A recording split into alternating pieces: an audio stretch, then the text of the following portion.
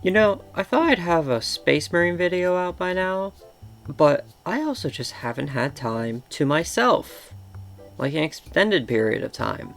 Hello ladies and gentlemen, welcome back to Storytelling Method. This week we are going to be talking about twist reveals, be it a twist villain or a twist ability of the protagonist or otherwise.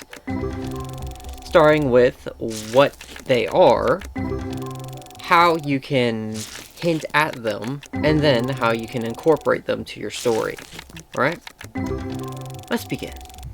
So, what is a twist reveal? A twist reveal is something that the author doesn't directly hint at through their character's actions and environment. If I were to say make a selfish character, I would have them a lot more closed off. Have them towards the back of the group. Have them eat by themselves. They try to pick up as much stuff and pocket it as possible. They are looking out for themselves and getting every advantage they can get. That is not the best example of a selfish person. That's more so a greedy kleptomaniac and kind of an asshole, but that can be selfish by one definition.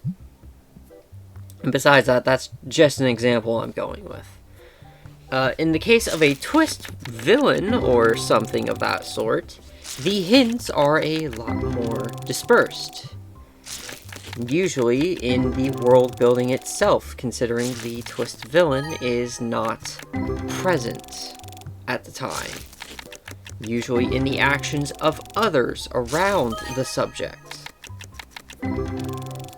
We'll get more into that with this next section, but yeah, I understand that. That's not exactly a... That's pretty much a non-answer, but trust me on this.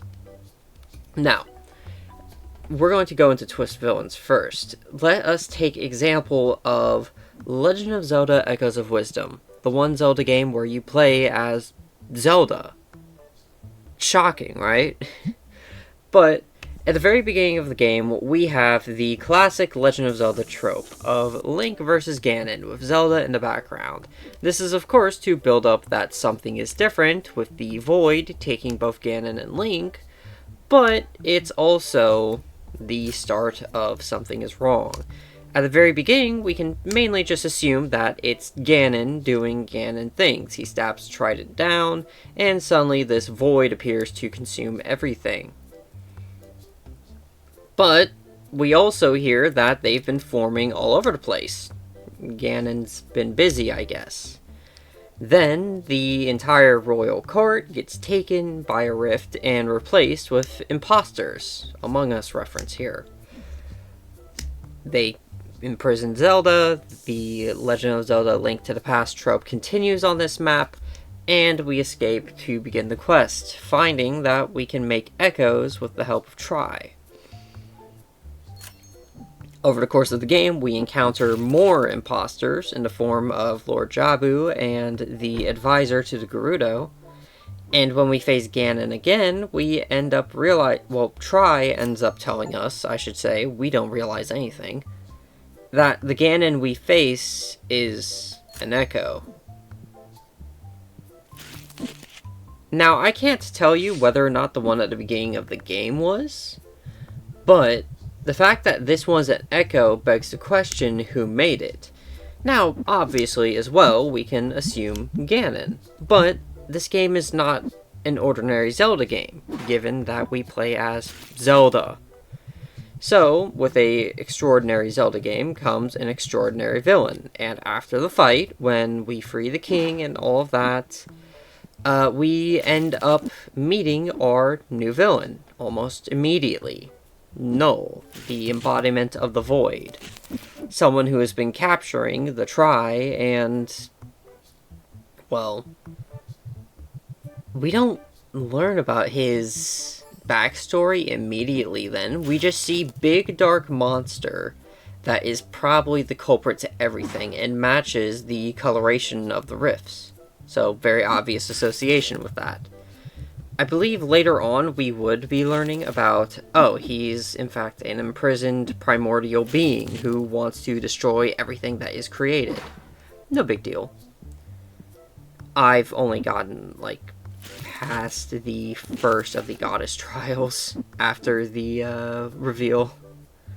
But you also understand that this reveal isn't built up solely on the villain's actions themselves, so much as the world building around them.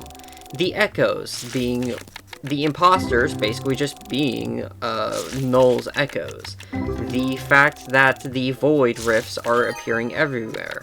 The fact that Ganon, in fact, is called out as an imposter himself. Yeah, I saw him doing wires, but then he just killed someone in front of me. All of it builds up to there is someone else at work here. Whether or not that is Ganon or, you know, Null was, well, left up to the player. I would also like to once again remind everyone that any amount of that sort of dialogue can be also seen as pure cope. Which is unfortunate because everything in the online social culture can be seen as cope. So, whenever you're about to call someone out on that, please take a moment to remind yourself that people can like what they like, and that any reasoning can be sound if you stop, think about it, and do a little bit of mental gymnastics with the suspension of disbelief. Are all of them justified? No, I think Ironwood's descent into madness from Ruby Volume 8 is a bit too sudden. It was definitely coming, but it was way too quick. Now, onwards to Twist Powers real quick, before I continue on that tangent. Twist Powers are a much more interesting beast to me.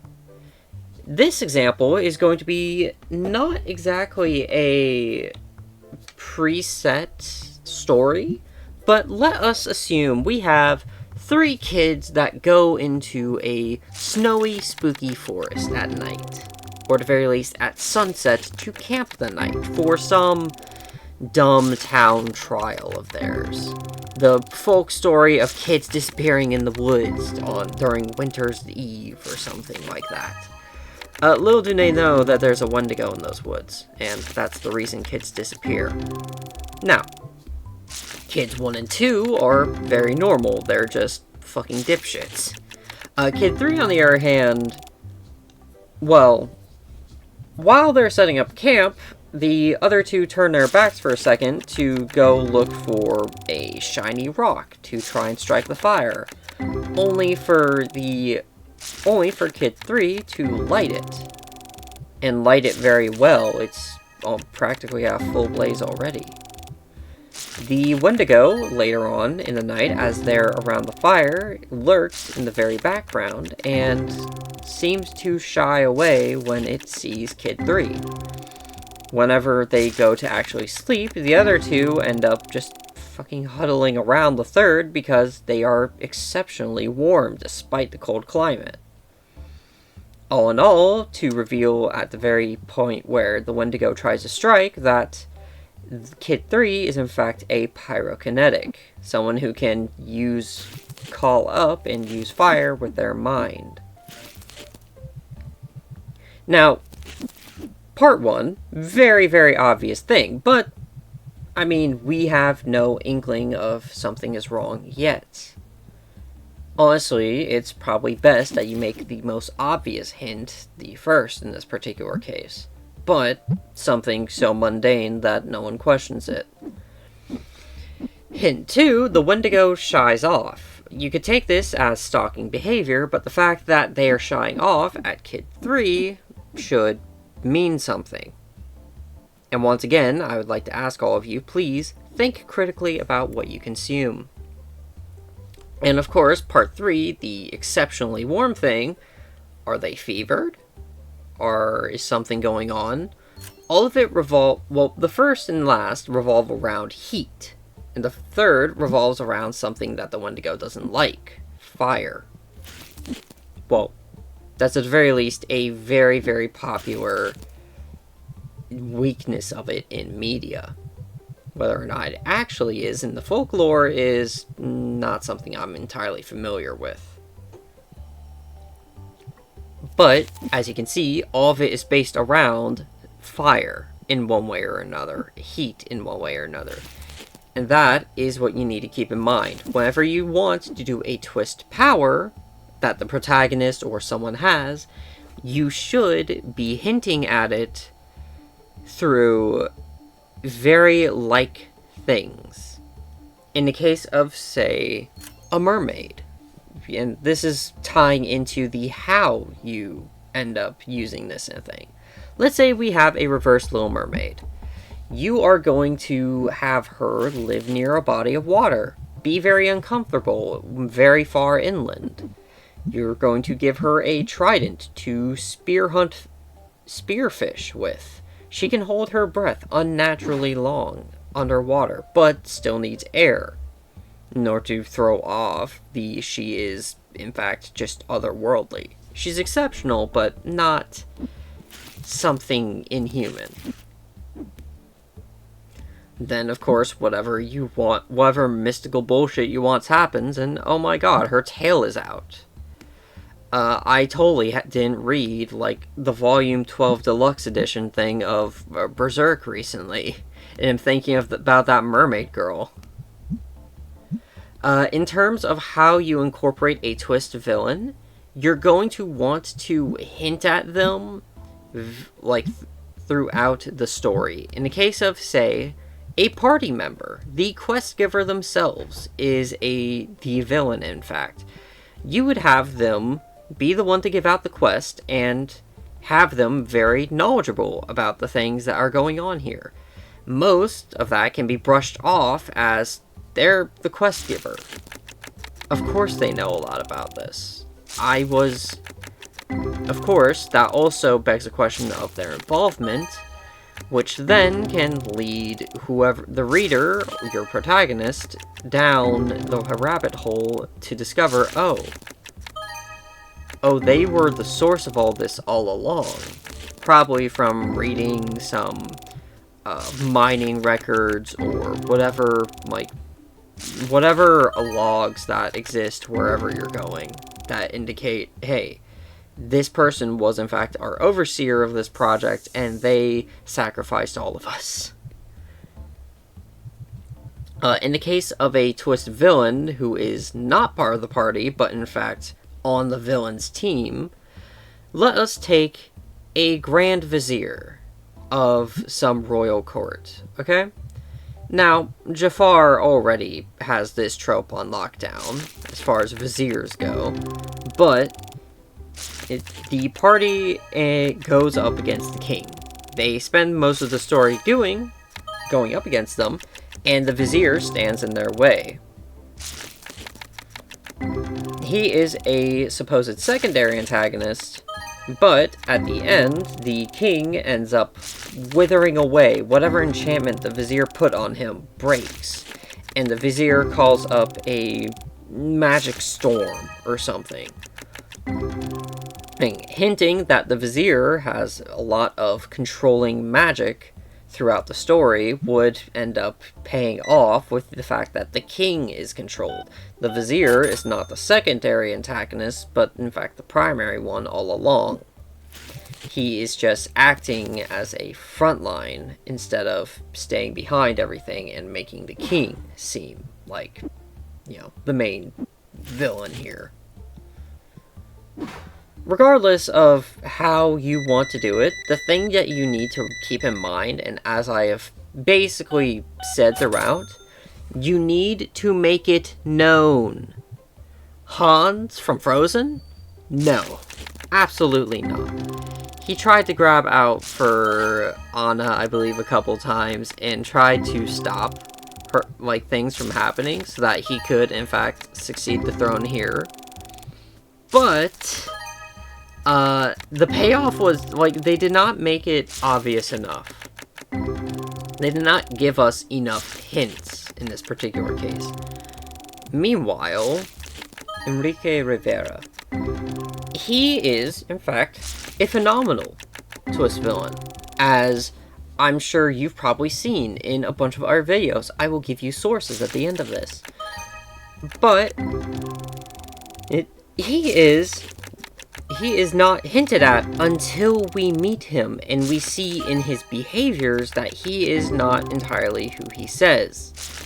We understand the showboatness. We understand that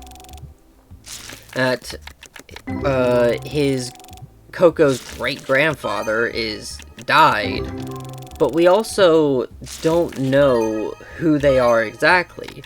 We meet someone who is very, very close to Enrique when I believe they meet whenever they actually get to Enrique's, like, luxury palace in the afterlife. And then there is, of course, the actual reveal when he realizes, oh, this is not me. This is not a fragment of photograph that's supposed to contain me. And it clicks for him, and then a little bit later it will click for us whenever he actually does his villainous thing. That, wait, he realized in that moment he wasn't the great-grandfather. Then who is? And of course we end up realizing who it is later, but you get the point. Still, it is a phenomenal thing, that, and I'm very happy with the payoff itself there. As far as sources go, there is, of course, Fat Brett. There is Tales Foundry. There is... what is his name? Toon, as his YouTube is just called. But they are very good sources of other storytelling method, if anyone else actually wants it. In fact, I would honestly say that they're better, and that you should not, in fact, listen to me. But please listen to me. I want the viewership. Still, if you want more and, say, specific villain stuff, visit them, and visit specifically Toon and Fat Brett, and listen to what they have to say about, like, Silent Hill villains, the Disney cast, and DreamWorks villain cast. For Tales Foundry, it goes over a lot of tropes. So, yeah. Enjoy to your heart's content there.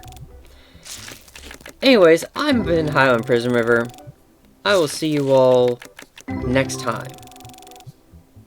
Take care.